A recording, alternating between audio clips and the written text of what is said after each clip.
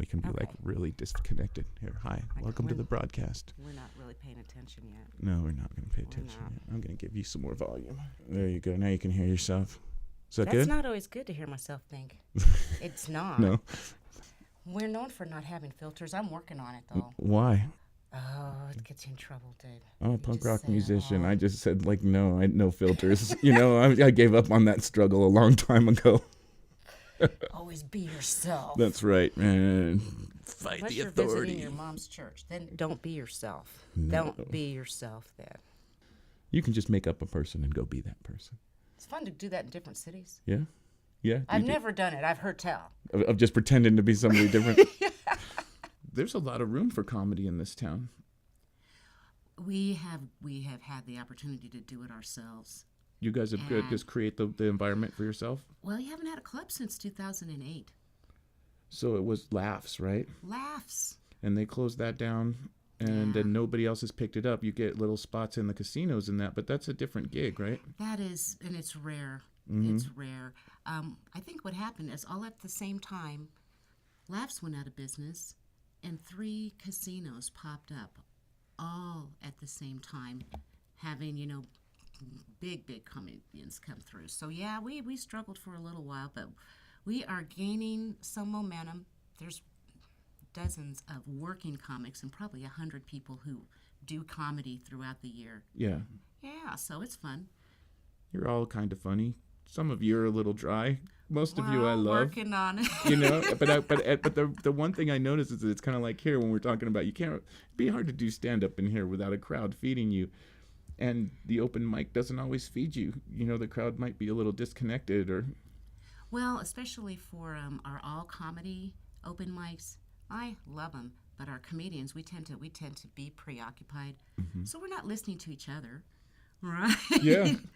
And if it's 20 comics and 6, what we call them randos, it can be a little discouraging. That's why I started. It's like I'm at a point in my years. I should be a lot better for as long as I've done this. That I have started seeking out audiences that don't know me. Yeah. Let me try and go to a place where they're used to listening, musics or poetry that will let comedians go up. Nice. And what's nice is that you get true feedback. I thought that was funny. Oh, it was funny. No one was listening before. Or, nope, it really wasn't funny. But you've got to have that kind of feedback, which was what all our open mics really are. So you've got to be strong of heart. You've got people practicing. Mm-hmm. You got people practicing. They do. They should. We Some need people. it. Are you that kind of comedian? Do you practice your stuff? Do you do the mirror, or do you walk around and recite your stuff out loud, or is it all best just right then? No, that's improv, and my name is Mary. I'm never gonna say yes the first time. I'm bad at improv, so I'm usually fairly prepared. I have an idea of what I want to talk about. I've thought about how I want to flow, and then I check my audience. And that's something that you grow with. It's like, you know what? I'm going to a place. It's after 9 o'clock, but it's summer. There could be kids here. Let me just put an eyeball out instead of deciding I'm going to say whatever I'm going to say because I want to say it. There is part of that. No doubt there is. But if my audience isn't my first priority, I'm not doing it right. Well, and it's hard because that's my personal feel is that I need to I'm there for my audience. Yeah, that's great. And I think that you got the opportunity of really burning stuff, and it can go wrong real quick. But lose them, make them mad, and they're just, you're not funny. Mm-hmm. Yeah. And then they'll tell you after. They will. And some of them aren't nice about it. In some ways, you're really trying to get almost there with everybody so that you can kind of get their attention or get their emotions, right? Their attention first, because sometimes even if they're quiet, well, at least they're listening. And maybe about 45 seconds later, some people will start laughing because it's like, wait a minute, what did she just say? That was kind of funny. Mm-hmm. Maybe I'll listen a little bit more. I don't have a right for people to listen just because I have a microphone. No. That's why they have fingers, so you stick them in your ears, and Mary can continue her show. Do you reevaluate yourself immediately? I record either audio or on my camera.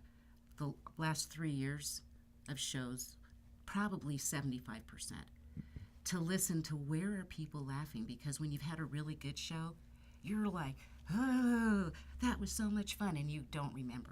Yeah. You really don't remember. And when you had a really bad one, you feel like hell. Yeah. You don't remember. And what it is that I always listen to those on the way home, because I was like, well, that was horrible. Okay, I'm going to listen to it right now. Just get it over with. Mm-hmm. Where did I lose them?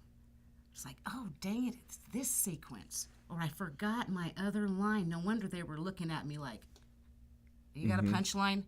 And that happens. Like skipped ahead.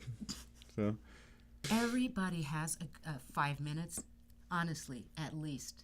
And then you try it, and you go, okay, off the bucket list. Yeah. Or you're like, oh my gosh, now I know why people do this. Mm-hmm. Now I know, and I want to do it some more. But you have a lot of opportunities. One of the things that was hard for us is that because we didn't have a club, and it felt sporadic. We knew we were doing stuff every Tuesday and every first Thursday, but last couple of years we developed and updated and kept the calendar on the Albuquerque Comedy website, and it has most of our open mics, most of the shows. Mm-hmm.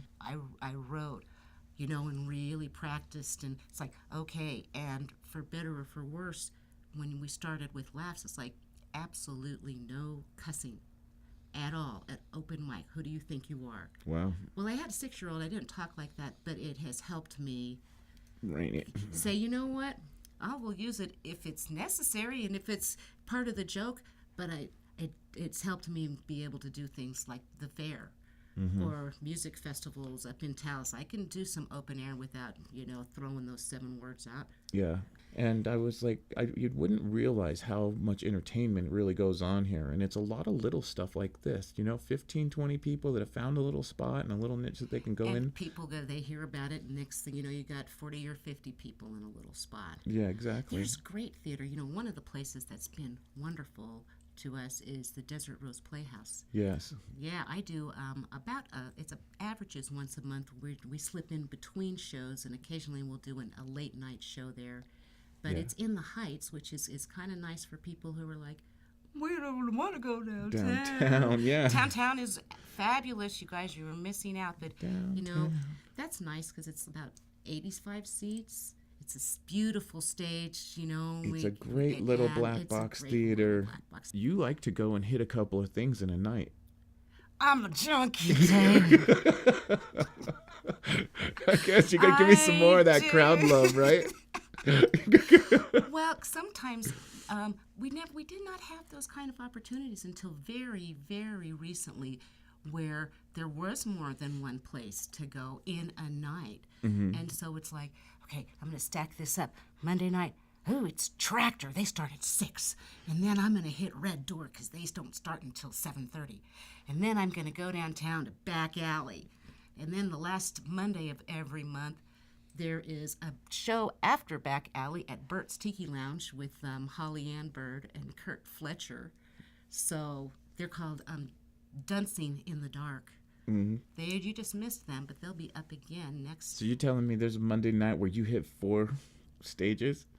Well, sometimes I just go to watch because I'm not always on their show, and sometimes I'm too late to get on the list for Back Alley, and I'll just go and watch and see how they're doing. Yeah, but I can't. You can. You can. I've done it before. I'll do it again. I swear I'm gonna do. 3 in one night was a personal best. Yeah, that was like. But most of our open mics are on weeknights, so it's like they'll go till 11:30 or midnight. But if you're on there, it's you and the bartender and the host. Things that I get weary of is hearing about people's genitalia and the weird places they put it and the strange things that come out of it. Mm-hmm. I guess because I've just had mine for 106 years now, I'm just not that excited. No, it's not. Sure, it's interesting. Okay. We got another 15 years. We have a bunch of other things we could talk about. They'll grow out of it. One of my favorite really smart comics are like Jason Green and Andrew Harms. They're just smart. Mm-hmm. Very, very, very smart. Kurt Fletcher. He's smart and smart aleck. So there's some good, funny, smart comedians. Will Bolt. Look for those names on shows, and you'll go, oh, that would be good. That would be awesome. Ann Gora is one of my favorites of smart and just dry. So years ago, I had a cousin came through, and he was featuring for laughs at the time, and I was like, oh, my God, you can do that for money? Well, not yet. Not for a lot, but it's like for joy. Yeah. And it's like, it can pay for itself. itself. It took a few years, because that was before my son was born, so it was probably another 7 or 8 years before I was like, well, shoot, there's open mic, I'm going to try it. I always wanted to try it. So it's like, woohoo! You just worked up the guts and finally went up. And what was the first set? What was your first jokes that you threw? You know, I have an old computer that I'm sure has it on there, because I didn't get to do it very often, I typed every set, and practiced it and timed it.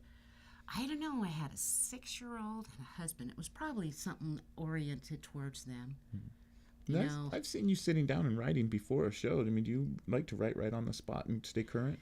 You know what I'm usually doing is sequencing my set, figuring out, it's like, I want to try this new word for this punchline. Let's see if this works. And work with a segue that goes with that. So and sometimes someone will say something like, oh, I have a rebuttal. I will rebut. And that's fun.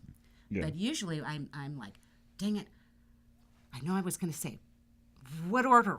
What is it? Oh, that's why I'm doing it in this order. There's a reason for this. Yeah. And crafting something that is, sure, it's some newer stuff. Sometimes it's just new sequencing or a new, how do I bridge from one joke to the next? New stuff like that. Because when you aren't getting paid, it's not really fair to treat it like an open mic. It's not. It's not fair.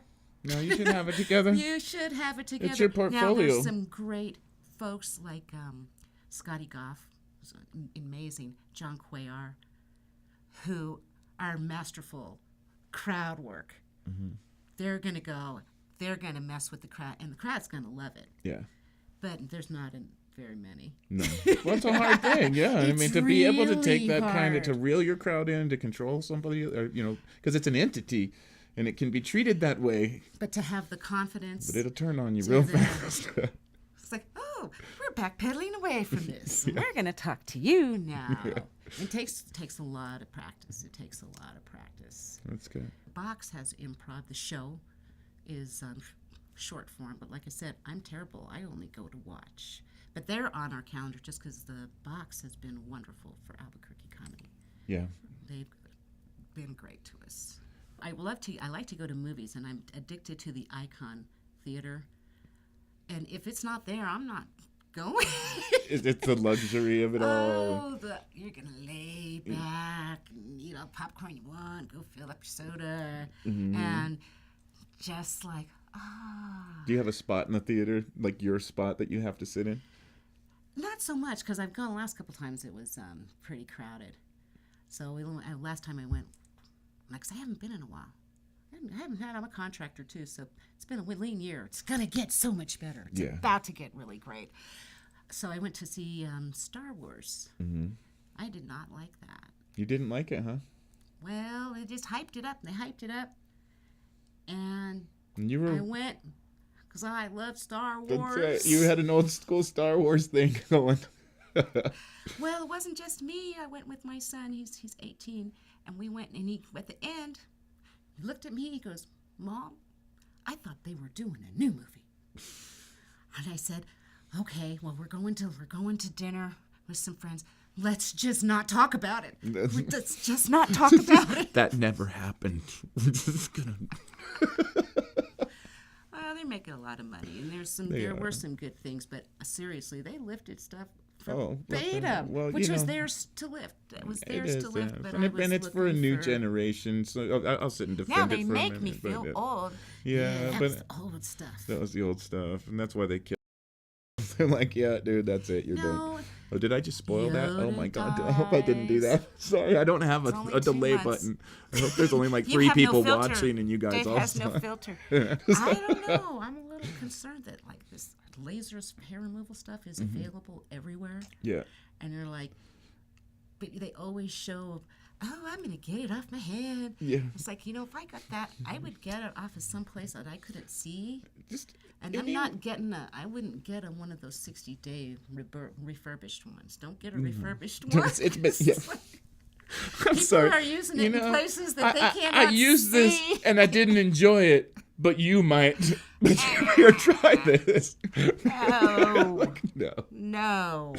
No. I think and all of the little gadgets and stuff that come out, and it all gets micro-sized, and then your next thing is you're driving down the road in your car, and you're, well, I know I got a meeting, so you got your little just in case trimmer right there. You could hook it into the lighter and the.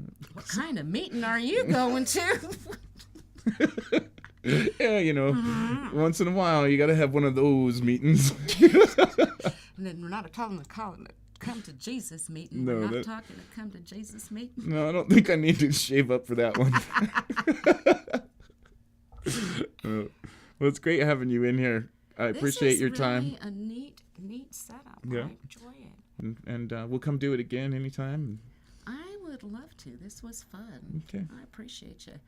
So you guys, AlbuquerqueComedy.com, Yeah. Mary B. Comedy. Crowd always appreciates it when you put time in on your art. They do. Yeah. They do. All right, cool. Thanks again, Mary. Thanks for having me, Dave. See you guys. Bye. Tune in next time, guys.